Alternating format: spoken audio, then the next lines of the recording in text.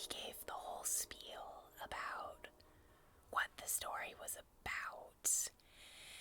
And if I'm being totally honest, I think without his spiel about the world that he tried to build with these, I don't think I would have been able to follow what was going on, because they're really not well written at all. And I seriously doubt that he had women, black or otherwise, heavily involved in writing these stories, because the very first one literally takes, hi baby, hi sweetie.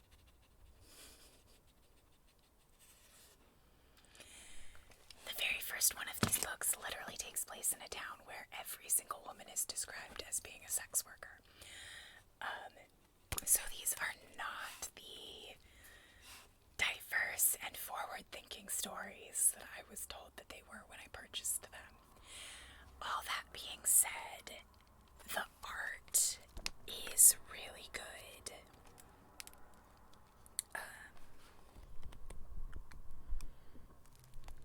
A lot of it is very dark, so I don't know how well it'll show up on camera.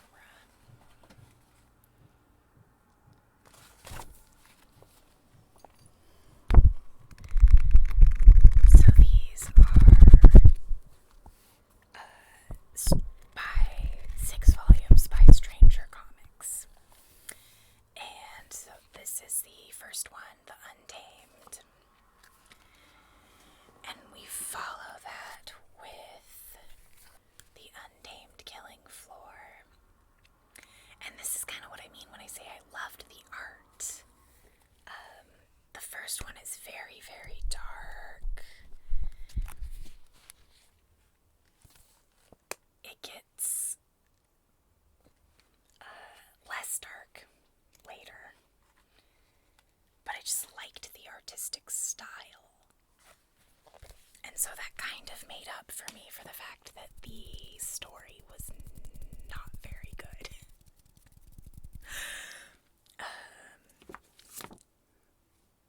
So then there was a single issue. That was the beginning of Niobe. She is Life. And this one was like the most lighthearted of everything in the series, for sure. Because then we switch to Niobe, She is Death.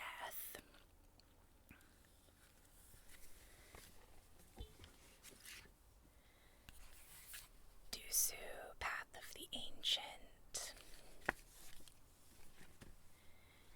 And Erathone. So I think what's happening in these books, I suspect the story is jumping forward years in between each volume, because every time I started to feel like I'd figured out what was going on, it jumped forward again, and all of like the next volume, and I was like, wait, I'm lost. The main character in the first one never shows back up again. Niobe is in all of them, but like, she's the only through line character. The world building, it's clear that the primary creator of this story has a very clear idea of the world that it's taking place in, but he just did not do a good job of communicating that idea through these books, which is kind of a shame, because I wanted to like them. I wanted it to be the story of a young black woman, like, kicking ass and saving the world that I was told that this series was. And ultimately, it is not. So that was a little bit of a disappointment. So the next book that I finished, I'm getting tangled in my cord here. The next book that I finished is We Have Always Always Been Here, a queer Muslim memoir.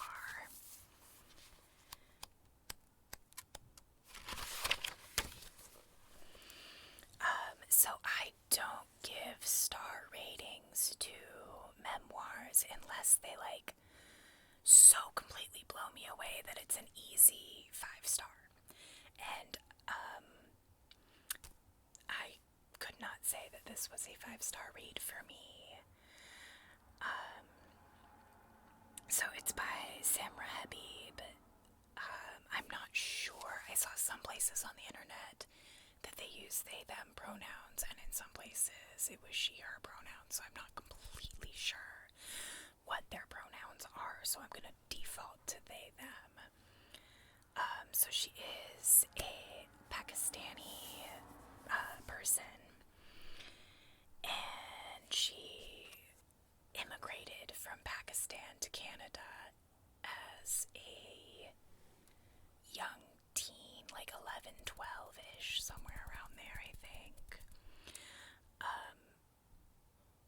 It was an interesting story. She has definitely had a life worth writing about, and I do think that it's really important to tell queer stories in general, but especially queer Muslim stories, because I think that that's a community that gets erased, largely erased, when we're talking about larger queer narratives. My issue with the book is that Samra Habib is a journalist, and their memoir, reads like it was written by a journalist. It reads like reading a news article. There is no emotional content to catch your interest and keep you kind of hooked in the story. So instead it just becomes this 11 or 12 chapter recitation of the trauma that she has experienced in her life. And I just wanted more emotion and more reflection than the book gave us.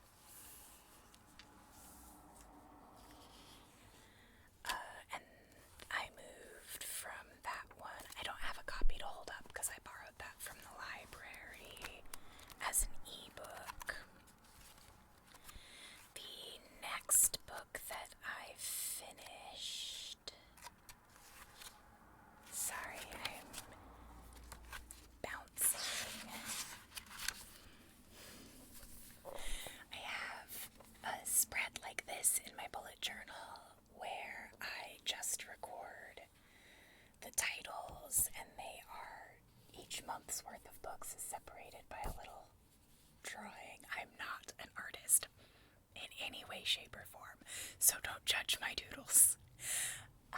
And then I record greater detail about the books on different pages, and those are, further back in the book, so I'm just trying to jump between the two. So the next book that I finished, there we go, was Fragile Things by Neil Gaiman, and this is a collection of short stories. So I did read it pretty slowly, I was averaging, I think, one a day. So it did take me, I think a little bit over a month to finish this book.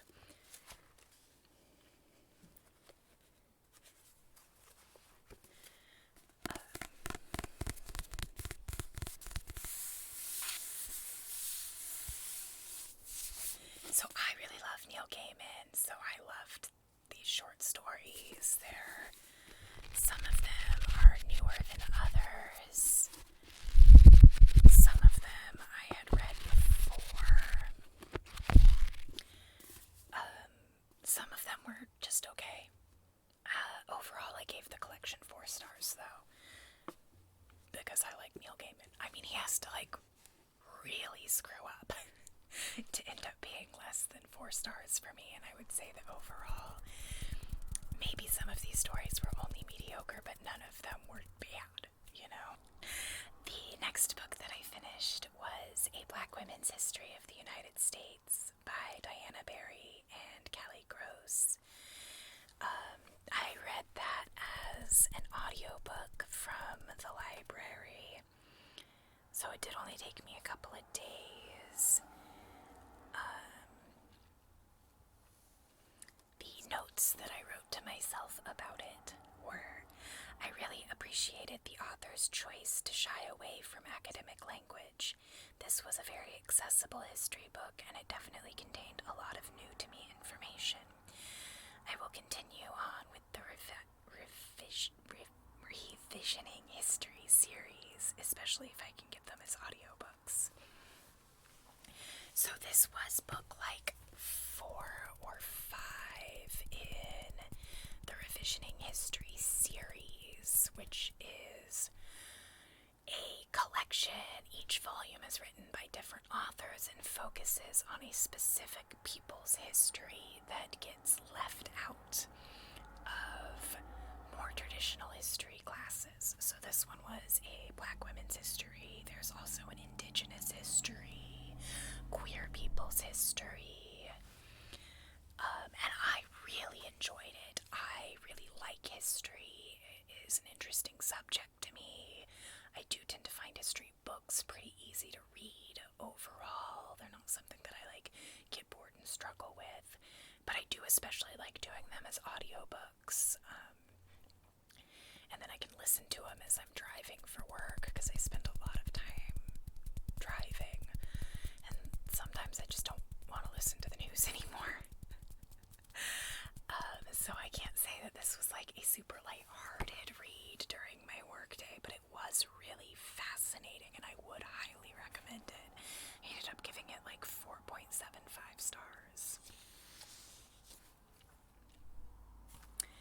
And then next, I finished What We Don't Talk About When We Talk About Fat by Aubrey Gordon. And this was another one that I got as an ebook from the library. It took like 3 months for my hold to come in, so it is a pretty popular book, but not popular enough for my library to have more than 3 copies. So that one is a combination of analysis of what it's like to live in the United States as a fat woman in particular, but fat person in general. And there are memoir aspects to it, but I wouldn't classify it as a memoir. She does use personal anecdotes to make her larger points. I would say that it's a very important book for people to read, especially if you are a straight-sized person, which I am, because it's going to give you things to think about that you've maybe never had a reason or a need to think about before, and undoing the fat prejudice that exists in my mind is an ongoing process for me that I know I have not completely succeeded on yet, but I'm working on it, and books like that do help. She's got another book too that I also have on hold at the library, but that one hasn't come in yet, so this will not be the first time I talk about Aubrey Gordon. Okay, so the next book that I finished was Burnout. This was another ebook from the library, and this is by Emily and Amelia Nagoski. They are sisters. One of them, I believe Emily, wrote Come As You Are, which is a pretty popular. Hi, Sleepy. Hi, can you lay down?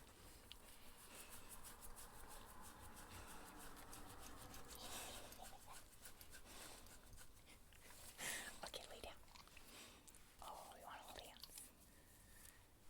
Hi. Hi. I'm busy. Okay? We can't play right now, but soon, okay? Which I think is a pretty popular book.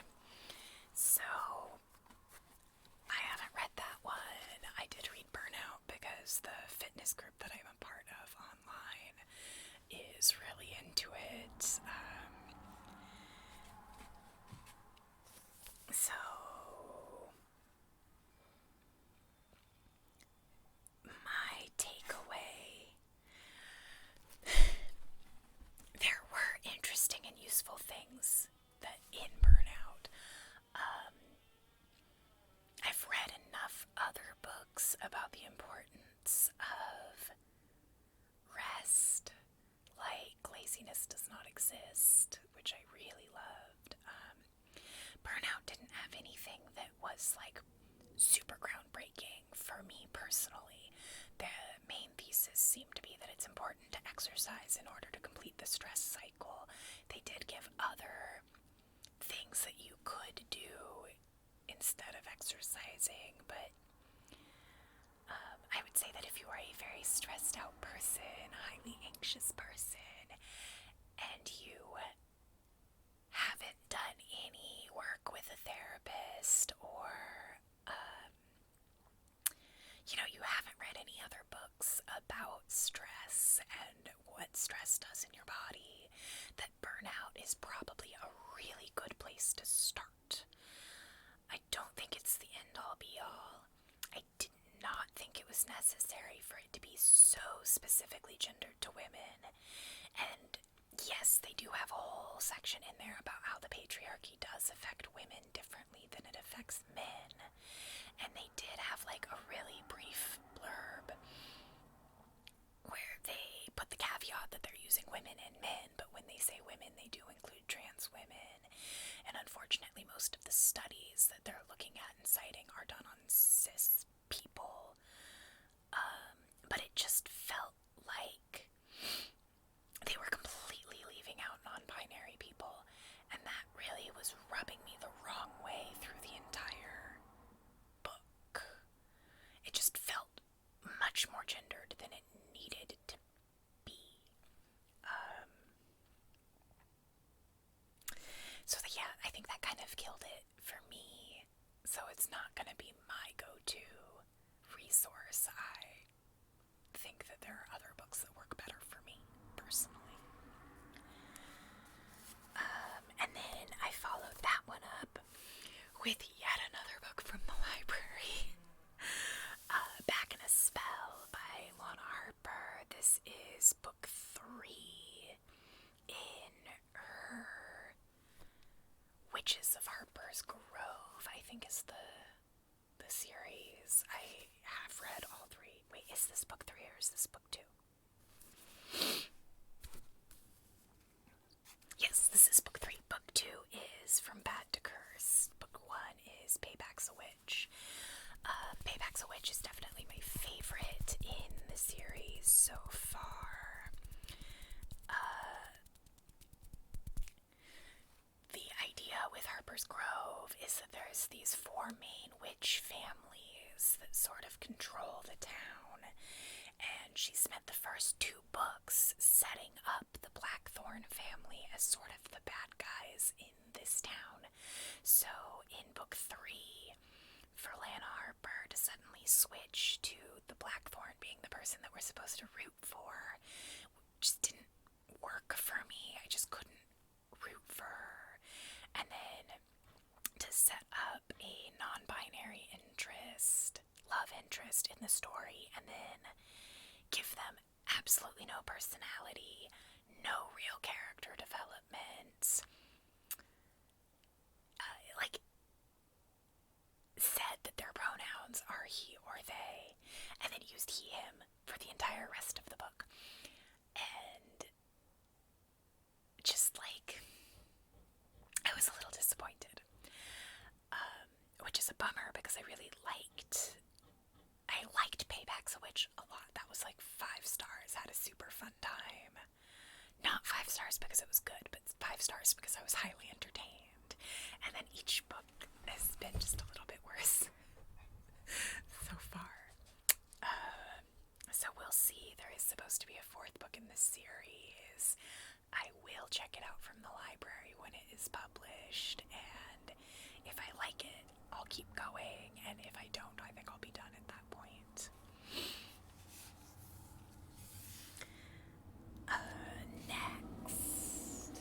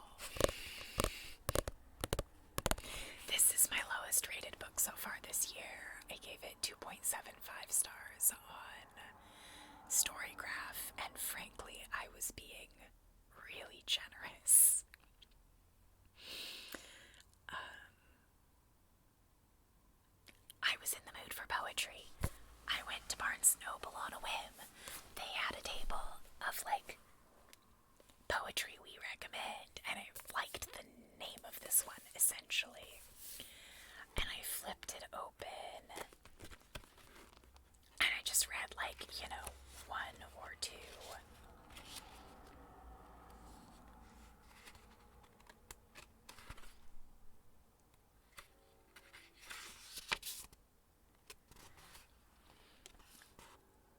On page, I like opened to a random point near the beginning. I ended up opening to page 9. When I had no friends, I reached inside my beloved books and sculpted some out of 12-point Times New Roman, and it was almost good enough. And that like got me right in those high school emo feels, which was a very relatable sentiment to me, because I was a weird, awkward kid who didn't have a lot of friends and was bullied in high school, and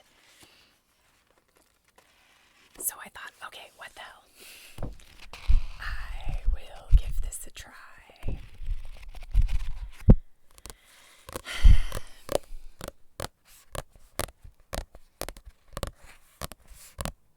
It's just not good.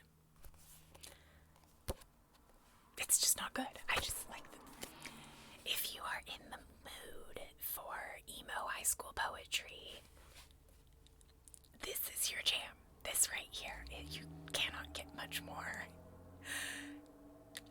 emo high school than this. And the like dorky gothy emo kid that I was, it worked for that. But if we're evaluating it on the basis of whether it is good poetry or not, the answer is absolutely, resoundingly no.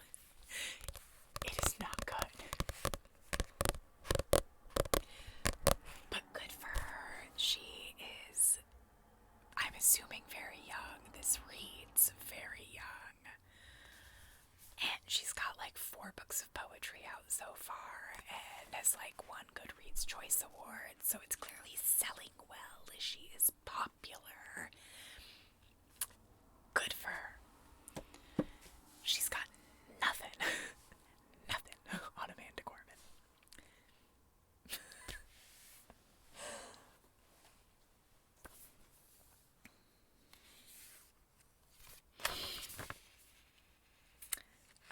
Okay, so next.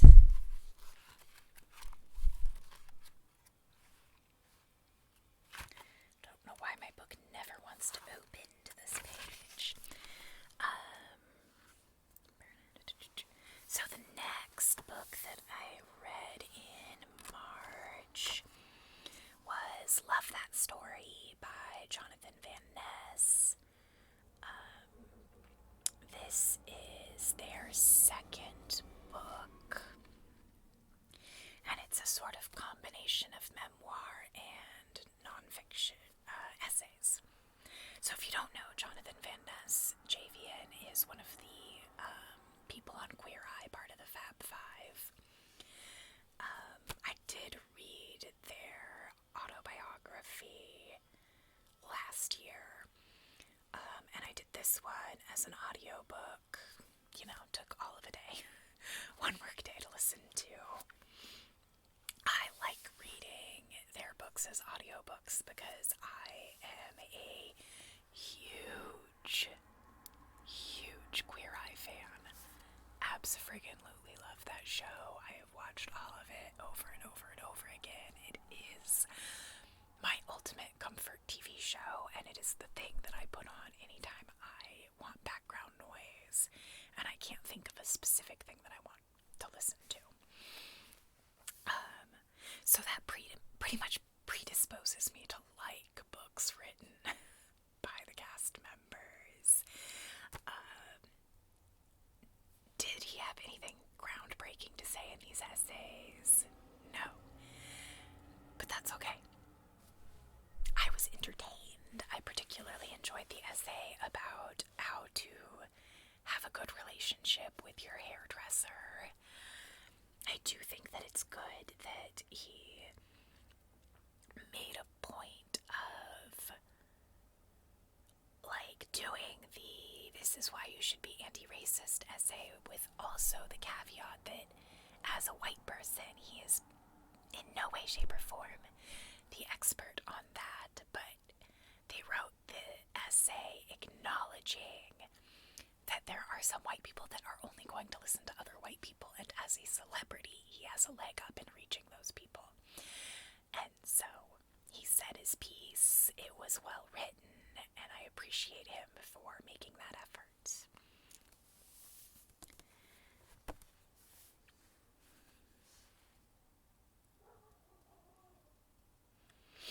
Alright, so just a couple more to go.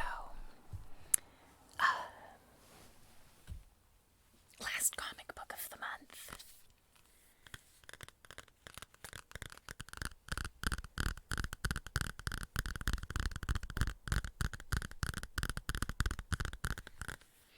Dream Country. I keep saying county.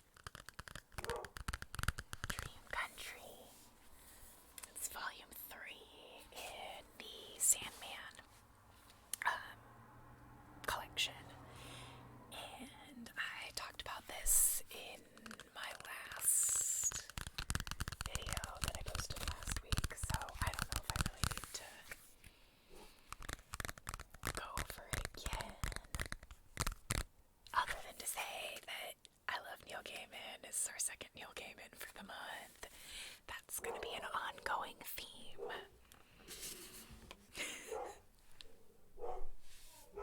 And I won't apologize for it. God, I hope he never says something stupid on Twitter. I'm just gonna die. I need him to continue to be a good guy. So, 3 in 1. I did end up finishing the Wayfarers series. There are 4 of them. I read The Long Way to a Small Angry Planet last year. Loved it. 5-star book. So the last week of March, I finally finished up the series. So book 2 is A Closed and Common Orbit.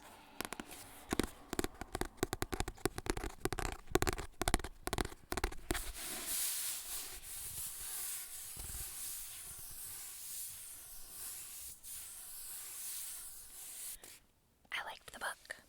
I am going to do a video this month in which I just talk about Becky Chambers and how I have a huge crush on her now.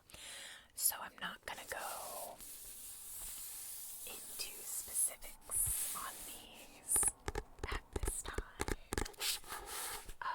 But keep an eye out for that. My plan is to post it, yes, on the 22nd. So book 3, The Galaxy and the Ground with... Nope. I'm wrong. This is book 4. Record of a Spaceborne View is book 3.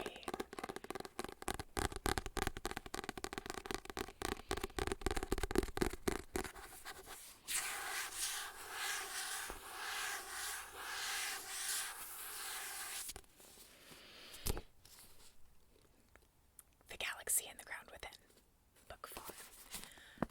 These each took like a day for me to read. They are nice and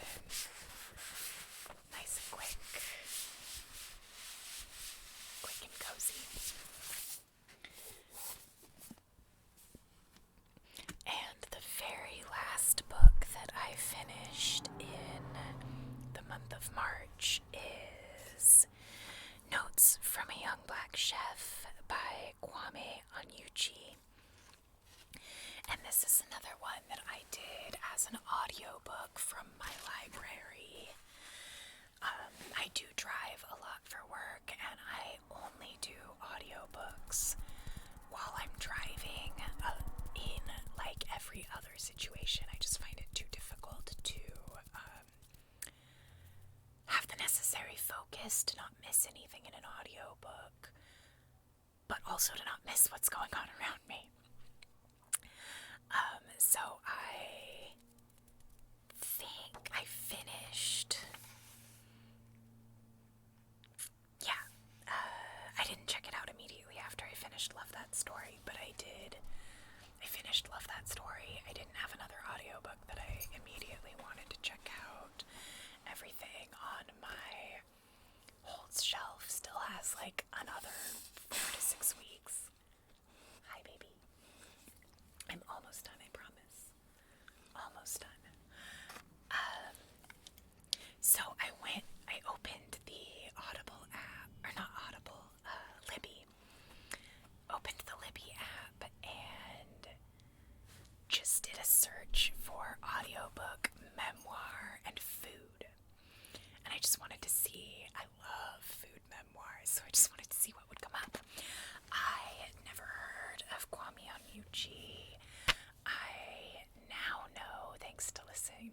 to his memoir that he is probably relatively well known.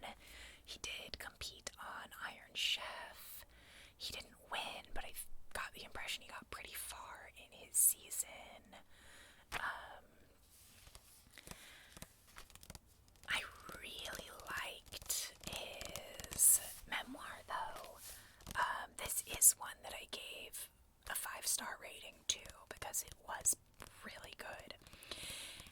He was only 27 when he wrote this memoir, and he is very reflective. He does that emotional, soul-searching reflection on what went wrong and what got him to where he is and what he could have done better, and all of the things that to me make for a good memoir. So I would say that this is well written, in addition to being a very interesting story. As he talks about being, a young black chef from New York. He spent time in Nigeria as a kid with his grandfather. And in the US, he is consistently pigeonholed into, shouldn't you be cooking Southern food? And he says, granted his mother is from Louisiana, but he is a New Yorker and a Nigerian in his mind. So I just thought that it was it's an interesting story, a surprisingly clear-eyed look at the ways that systemic racism has impacted his life and his career and his cooking, while also acknowledging that it is not the only hardship that he has run across, that some of the mistakes, some of the things that went wrong in his life were just personal mistakes. And it's not often that you get something that clear-eyed. Okay, I film on my phone and I just got a call from work, so I had to answer that, so there's gonna be a weird jump. Sorry about that. I think I was done talking about Notes from a Young Black Chef, and if I wasn't, I am now. So, my thoughts for my reading for the month of March. Basically, it did not start off well. It was pretty thoroughly mediocre for most of the month, but it really picked up at the end, which is great because now I'm starting April with some good energy and good momentum going into it. So that's March.